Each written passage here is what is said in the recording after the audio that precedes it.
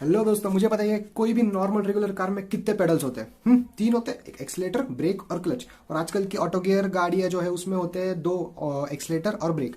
पर अगर मैं आपको ऐसा बोलूं कि ऐसी भी कोई कार है जिसमें सिर्फ एक ही पेडल है, एक ही पेडल से पूरा काम चल जाता है, बिलीव करोगे? करना पड़ेगा, क्योंकि ऐसी भी कार है जिसमें सिर्फ एक ही पेडल है और उसी पेडल से हम पूरी कार ड्राइव कर सकते हैं। तो चलिए देखते हैं ऐसी कौन सी कार है।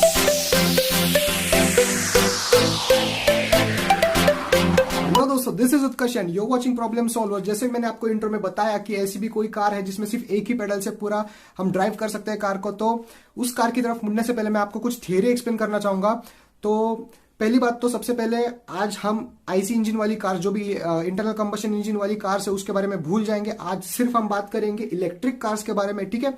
तो बेसिकली किसी भी इलेक्ट्रिक कार में होता क्या है, एक बैटरी होती है जिसे हम चार्ज करते हैं और फिर वो बैटरी एनर्जी सप्लाई करती है मोटर को, और मोटर की वजह से फिर हमारे व्हील्स घूमने लगते हैं, ठीक है? तो इसका मतलब क्या है कि बैटरी की जो इलेक्ट्रिक एनर्जी थी वो कन्वर्ट हो गई काइनेटिक एनर्जी में, जो कि हमने व्हील्स को प्रोवाइड की, ठीक है? और अभी समझ लो कि मैंने all of a sudden brake मार दिया, तो जब मैं all of a sudden brake मारता हूं तो ये काइनेटिक एनर्जी कहाँ चली जाती है? गायब तो हो नहीं सकती, क्योंकि हमें पता है, बचपन से पढ़ते आ रहे हैं हम लोग, law of conservation of energy. मतलब energy can neither be created nor be destroyed, it can only be change from one form to another. तो जब हम ब्रेक मार रहे हैं तो ये काइनेटिक एनर्जी किसी ना किसी फॉर्म में चेंज हुई होगी। तो वो कौन से फॉर्म में चेंज होती है? तो ये काइनेटिक एनर्जी जो है वो कन्वर्ट हो जाती है हीट एनर्जी में और डिसिपेट हो जाती है रोड को हमारे व्हील्स के थ्रू। तो इस सब का एंड रिजल्ट क्या निकला? एंड रिजल्ट निकला कि हमने जो भी बैटरी को चार्ज करने के लिए जो एनर्जी यूज की थी, वो पूरी की पूरी एनर्जी हमारी वेस्ट हो जाएगी जितनी भी बार हम ब्रेक पेडल प्रेस करेंगे। तो ये वेस्ट एनर्जी जो हो रही है, इसके लिए कुछ सोल्यूशन है कि मतलब इस एनर्जी को हम सेव कर सके किसी तरीके से? तो हाँ जी, इसके लिए भी एक सोल्यूशन है जिसको हम एक सिस्टम कह सकते हैं, जिसका नाम है रीजनरेटिव ब्रेकिंग सिस्टम। तो चलिए देखते हैं ये रीजनरेटिव ब्रेकिंग सिस्टम है क्या। तो आरबीएस, रीजनरेटिव ब्रेकिंग सिस्टम, एक ऐसी सिस्टम है जिससे आपकी कार की ब्रेकिंग तो इंप्रूव होगी, ऊपर से आप एनर्जी भी बहुत अच्छे से सेव कर सकते हो। तो हमने देखा कि कार की जो काइनेटिक एनर्जी थी वो वेस्ट हो रही थी in the form of heat. So उस एनर्जी को हम कैसे सेव करेंगे? तो आरबीएस में हम लोग क्या करेंगे, ये जो काइनेटिक एनर्जी है, जब भी हम ब्रेक प्रेस कर रहे हैं तो ये काइनेटिक एनर्जी जो वेस्ट हो रही है उसको हम लोग उसी समय पे कन्वर्ट कर लेंगे इलेक्ट्रिकल एनर्जी में, ठीक है? वो कैसे करेंगे? तो बेसिकली हम लोग जो मोटर है गाड़ी की, उसको हम लोग एक्ट कराएंगे एज ए जनरेटर।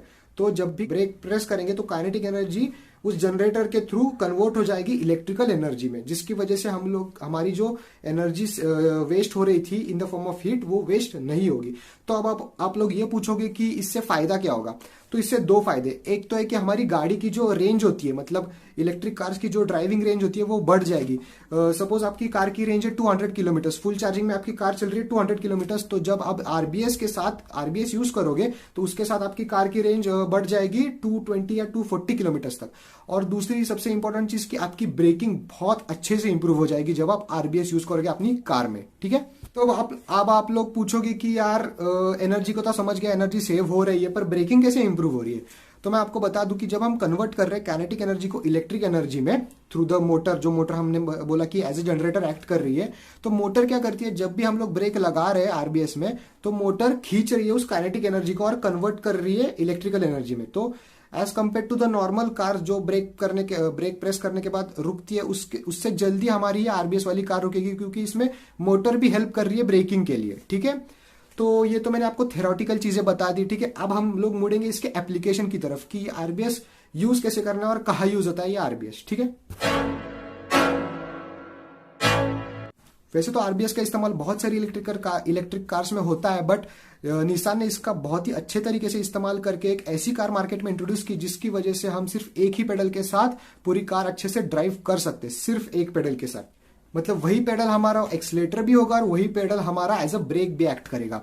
तो वैसे तो बहुत सारे कार मैन्युफैक्चरर्स ने ई पेडल का या सिंगल पेडल का इस्तेमाल किया है, बट पर्सनली मुझे निसान ने बहुत ज्यादा इम्प्रेस किया, क्योंकि उनका जो ई पेडल था वो बहुत ही ज्यादा इफेक्टिव था as compare to the other car manufacturers. तो निसान ने सबसे पहले ये टेक्नोलॉजी अपनी निसान लीफ कार में इंट्रोड्यूस की और वो बहुत ही अच्छे तरीके से काम कर रही थी। So let's get into the Nissan leaf. तो निसान लीफ कार में ये जो ई पेडल है ये वर्क होता कैसे, ये मैं आपको बताता हूँ। तो बेसिकली इसमें एक ही पेडल है जिससे हम एक्सीलरेट भी करेंगे और ब्रेक भी करेंगे। तो जब आप इसके पेडल को प्रेस करते हो तो गाड़ी एक्सेलरेट होती है, मतलब आगे चलने लगती है, और उसी पेडल को जब आप रिलीज कर रहे हो तो अपने आप गाड़ी ब्रेक लगाने लगती है। तो मतलब क्या हो रहा है, एक्सेलेट प्रेस कर रहे हो तो एक्सेलेट हो रहा है, रिलीज कर रहे हो तो डिसेलरेट हो रहा है। तो बस यही इसकी वर्किंग है, प्रेस और रिलीज, एक्सेलेट और डिसेलरेट।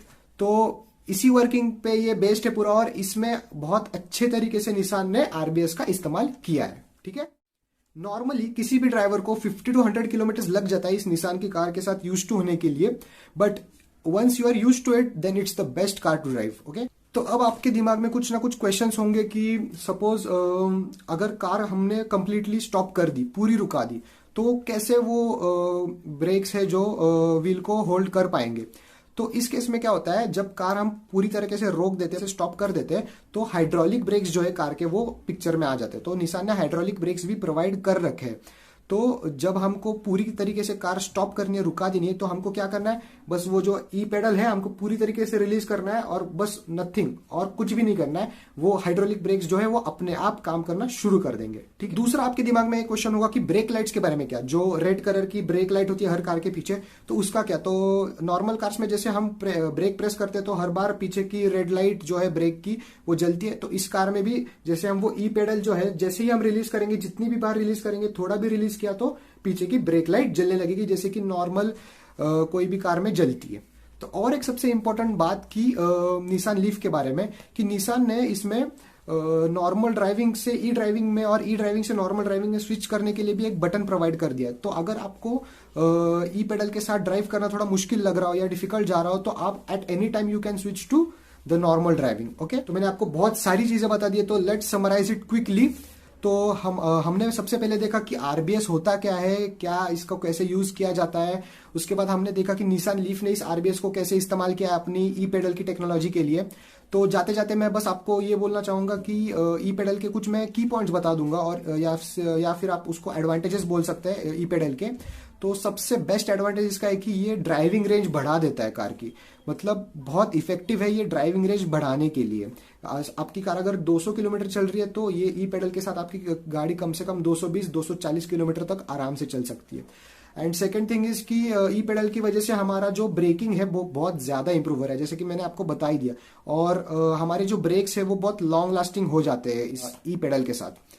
ठीक है, और एक बात, अगर आप किसी स्लोप पे चढ़ रहे हैं इस कार के साथ, निसान लीफ के साथ, तो फिर भी ये ई पेडल बहुत इफेक्टिव है। मतलब आप क्या सोचोगे कि यार स्लोप है तो हम चढ़ रहे हैं, तो बिना सिर्फ ये एक्सीलेटर छोड़ के सिर्फ रिलीज करके चलेगा क्या, कार रुकेगी क्या? तो बिल्कुल रुकेगी कार। आपको सिर्फ एक्सीलेटर छोड़ना है, रिलीज करना है, कार अपने आप स्लोप पे, कितना भी स्लोप हो, अपने आप गाड़ी रुक जाएगी। ठीक है, so that's it about the single pedal car. अगर आपको ये वीडियो अच्छी लगी हो तो प्लीज लाइक कर देना यार, बिल्कुल फ्री होता है यार, इसमें कंजूसी मत करो, लाइक कर दो, शेयर कर दो, और अगर कमेंट करो अगर आपको कुछ ज्यादा जानकारी हो इस सिंगल पेडल कार्स के बारे में, तो प्लीज कमेंट करके बता देना।